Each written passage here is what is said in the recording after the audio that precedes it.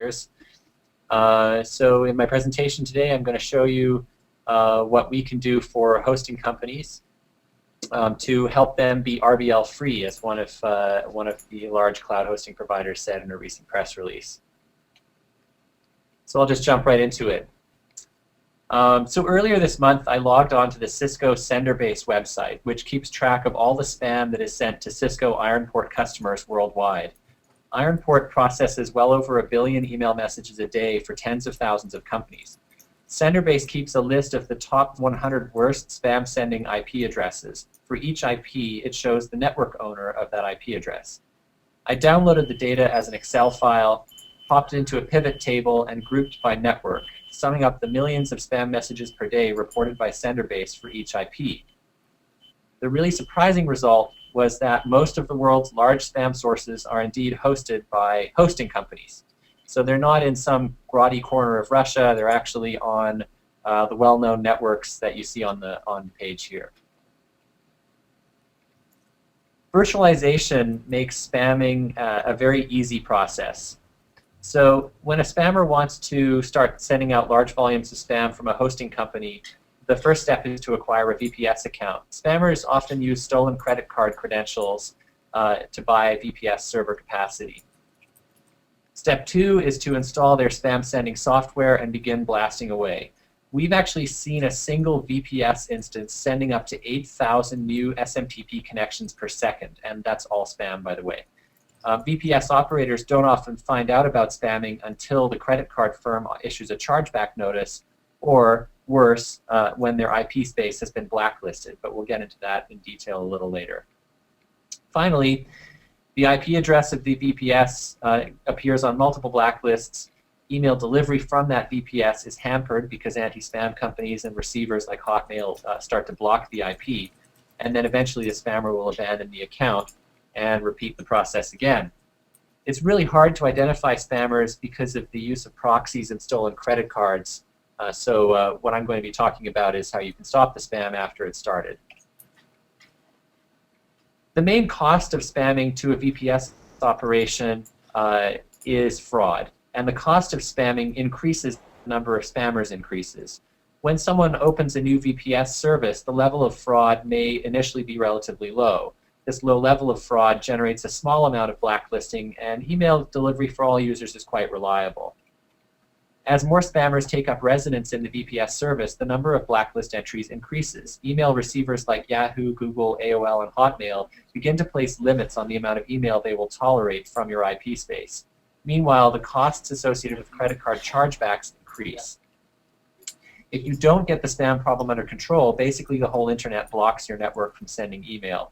This is what happened to Amazon Web Services, who in 2009 were listed on 2 very prominent blacklists, Spamhaus and Trend Micro's Maps service. You basically can't deliver email reliably from the Amazon cloud anymore, which is why just yesterday they announced a specific email sending service which will actually charge you money to send email from Amazon. Our solution for VPS and dedicated hosting providers is to offer a transparent spam filtering system that integrates within your hosting network. You configure your routers to redirect email traffic through a small number of machines running our software. We scan the email, block the spam, and send you trouble tickets whenever one of your customers appears to be spamming. This enables you to break the spamming cycle by very quickly shutting down spammer accounts and limiting the amount of damage they can do to your IP reputation. And by quickly, I mean within seconds of spamming starting. This slide shows what we were able to do for an ISP in Asia into whose network we installed our software. Within 72 hours of installing, the number of blacklist entries on the UCE Protect blacklist was reduced by 40%. This is a really amazing result in terms of cleaning up after spam. I'll now do a very brief live demo. What I'm going to do is show you in my web browser here a graph that our system generates from real live spam traffic passing through a system in Southeast Asia. What you're seeing here in blue, the sort of faint blue line, is the number of connections per hour. So you'll see every day it's peaking at about 1.4 million. The red line, which you can barely see along the bottom of the graph, represents delivered mail. So if we remove some fields and show just the delivered mail, and then set the relative field to total connections, we can see that as a percentage of total connections, the number that actually get delivered is usually around, well below 1%. This indicates the effectiveness of our system at blocking outbound spam when it is detected to be spamming from the network. We offer a really powerful log search facility which is targeted at the customer support team. So this, for example, would allow you to run a search when someone calls up with a complaint and see very quickly exactly why a connection might have been blocked. Now, I've only been given 5 minutes, so that's the end of the demo. If you want more information, feel free to get in touch with me.